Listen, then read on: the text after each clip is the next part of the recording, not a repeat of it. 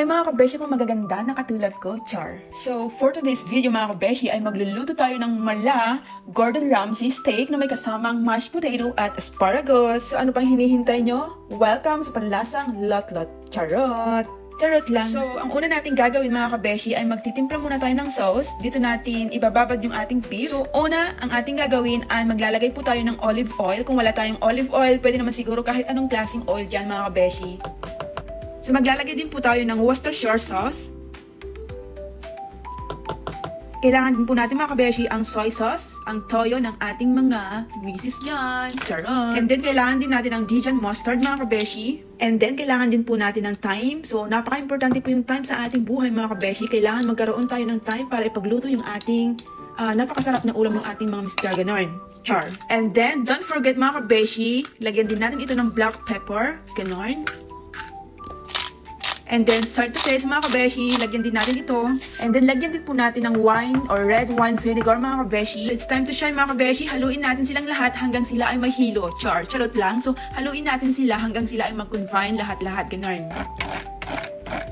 And then mga kabeshi, let's add some sugar. So, i-mix natin sila ulit. So mga kabeshi, ilalagay na po natin yung ating beef dyan. Imamarinate natin at least 2 hours or mas maganda overnight po. Ilagay po natin ito sa ating ref. Ganon. So kung wala po tayong ref, makilagay muna tayo sa ating mga kapitbahay. Ganon. Char. So ngayon naman po ay gagawa tayo ng napakasarap na mashed potato. So kailangan natin hugasan itong ating mashed potato. Hindi ko na binalatan kasi mamaya ko na po balatan kapag luto na. Ganon mga kabeshi.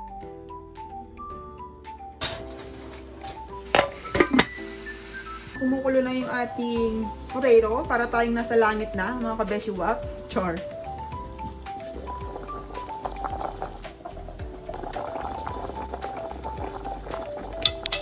Matigas pa siya mga kabeshi wap. Okay na yung ating potato mga kabeshi. So papalamig muna natin yan. Tapos babalatan natin and then imamash natin. Ganon. So balatan natin to.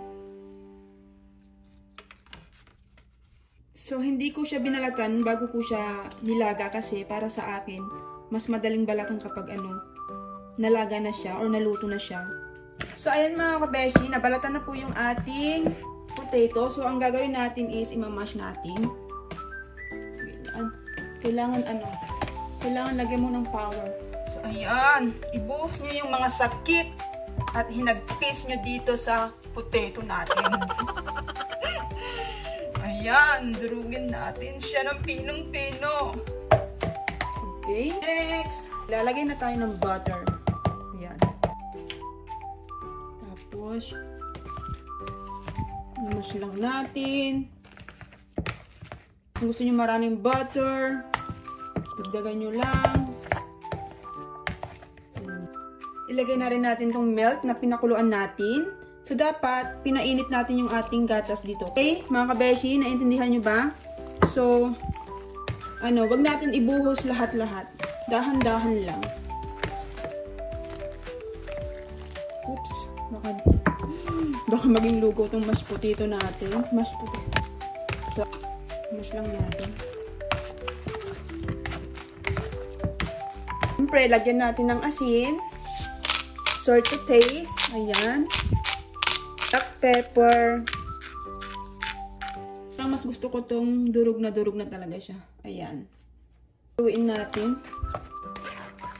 Oh my God! Oh, look at that mga kabeshi wap. Oh. Diba? Pag matitikman nyo ito mga kabeshi wap, check na makakalimutan nyo na naman ang mga sakit at hinagpis dyan sa puso nyo. Char. So, ito na po yung ating mashed potato. Tapos na siya. Yun yung po siyang lagyan ng garlic. Pero, sa akin, ayoko. Kasi, aswang ako. Char. Takot ako sa bawang. So, hindi natin lalagyan ng bawang. Ganon. So, okay na yan mga kabeshi wak. So, ngayon naman mga kabeshi, kailangan ulit natin ng kawali. Kasi, lulutuin na po natin yung steak natin. So, paanda rin natin ng apoy. Handa na ba kayo? Handa na? Ano yun? Rated green? Lagyan natin ng oil. Okay na yan. Siguro, kunti lang. Ganyan.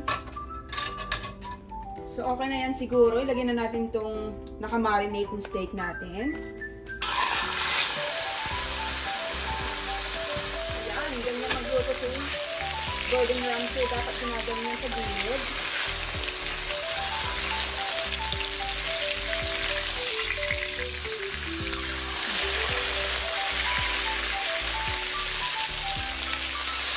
So kung gusto nyo medium rare lang, yung dance ng ating steak, ay lutuin lang po natin ito ng 2 minutes magkabila ang side. So 2 minutes sa kabilang side and then 2 minutes din po sa kabilang side. Ganun. So ayan mga kabeshi, okay na yan. Hinangon ko muna tapos huhugasan ko yung kawalit.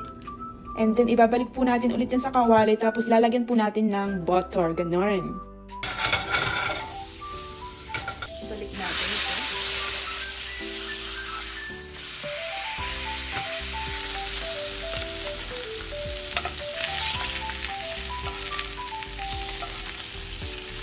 And then, lalagyan ko ulit siya ng thyme para mas malasa. Ganyan mga kabeshi. At syempre mga kabeshi, hindi makakompleto yung ating steak kung walang asparagus. So magluluto tayo ng asparagus ngayon para naman healthy yung ating pagkain. Healthy! So let's go! Lagyan natin ng butter.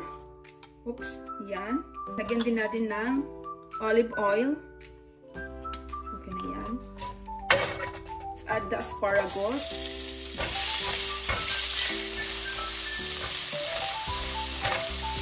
Lagyan natin ng asin. Black pepper. Alright, okay na yan. And then, haluin. Gusto ko siyang lagyan ng yung sauce na pinang-marinate ko dito sa ating steak. So, lagyan natin ng konti. Kasi nito? Malasa. Okay na yan. Haluin natin ulit. Ayan. So, malalaman natin na okay na yung ating asparagus kapag tinusok natin ng tinidor is ayan, medyo matigas pa siya. Okay na to. Sarap, diba? Ayan. So, hiwain na natin yung mga kabeshi. Wow! Tignan nyo mga kabeshi. Oh! Diba? Bongga!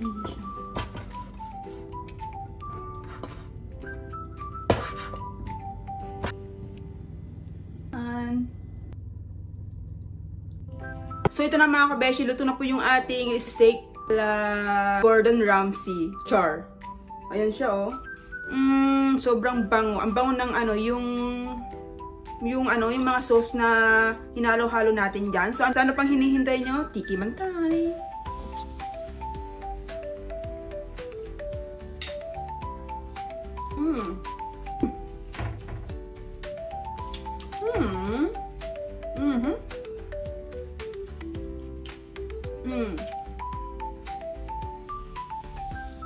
Ang sarap. Kaya lang, yung steak natin ngayon, parang makunat siya. Siguro yung part na yung part ng steak natin ngayon is hindi siya maganda. So, pero, all in all, ang sarap niya. Napakalasa niya mga kabeshi. Ang sarap. So, tikman natin tong mashed potato natin. Ayan o, nalagyan siya ng sauce ng steak natin, kaya medyo ganyan siya.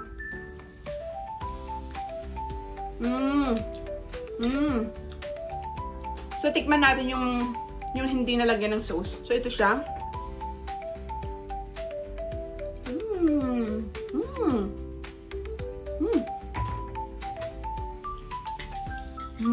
Ang sarap ng aking mashed potato mga kabeshi. Yung aking mashed potato ala Gordon Ramsay. Ganon! And then yung asparagus natin. Tikman natin. Gusto ko to.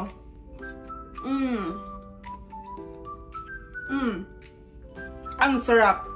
So hanggang dito na lamang po ang ating video for today. Sana, I hope nagustuhan nyo itong aking recipe for today's video. So thanks for watching. Bye!